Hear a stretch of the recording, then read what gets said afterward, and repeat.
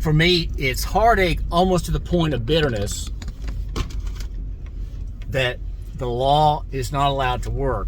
And it's not allowed to work even by people who supposedly defend the law and who have an interest in the law properly operating.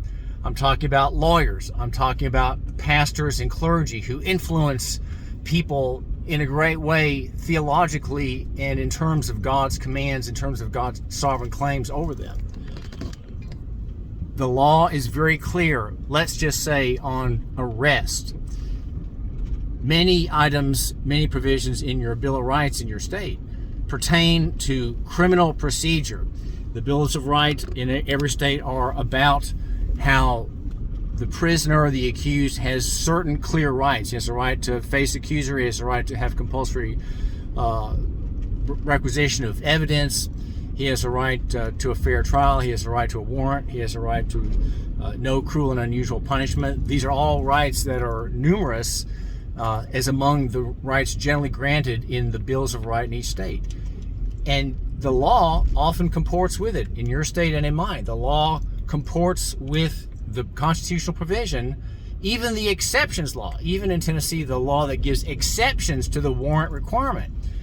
And yet, my heart is broken and my soul is torn, almost to the point of despair when I think how people who should read the law, because it's written in English and it's published, don't claim its protections, and seem to know nothing about how these protections are applied, how these protections are to the protection of the weak and the poor, the orphan and the widow, the alien and the stranger, the ignorant, protections that they have as common working people who are not lawyers and not intelligent, don't have intellectual reading, don't have big backgrounds, and yet they're protected. And yet our protectors, the lawyers and our clergy, are not aware of what to do, not aware even that they can do anything. All my cases have been about insisting on the meaning of the words in the law, Tennessee law, right? Written by men. This isn't God's law, this is men's law. Words in the law that protect us and showing how we can be protected.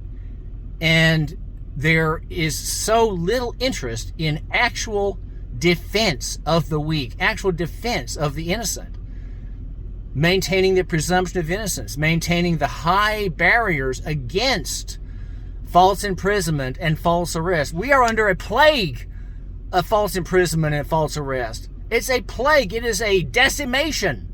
The locusts have covered the field and they've taken everything away. Not one leaf is left on the tree from the locus of police and police action and exercise of police power. No one seems to know that we can stop them by the law itself. The judges are involved in this. The clergy is involved in this. Good conservative people are involved in this. Christian people are involved in this. Liberal humanists are involved in this. Socialists and communists and statists are involved in this. All sides, liberal and conservative, Democrat and Republican, Libertarian and Green, they all seem to agree that we don't know what to do. We need to get more people registered to vote, they say. Well, no. We need to have better orientation of our federal congressional district. Well, no. We need to have reapportionment. We need to have new districts. We need to have more people voting on the rolls. We need to have more voter participation. Things like that. No. These things do not work. We have to rely on the law that's written to defend us. And we're not doing that. In warrantless arrest in Tennessee, the warrantless arrest statute, I have written a 10-page brief supporting a motion to dismiss based on the fact that the officer had to have a warrant to make your arrest. Your arrest was illegal because he didn't have a warrant, and your arrest and the circumstances alleged around it do not meet the exception statute at 40-7-103, 47-103 in the criminal procedure. He can't arrest you without a warrant because you're not involved in a public offense. Public offense standard is in the cases. I've read the cases.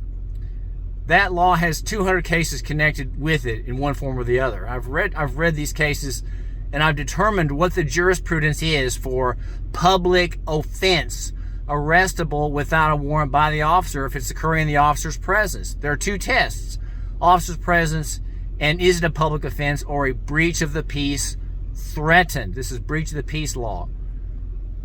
And all these arrests, especially in traffic, are not public offenses.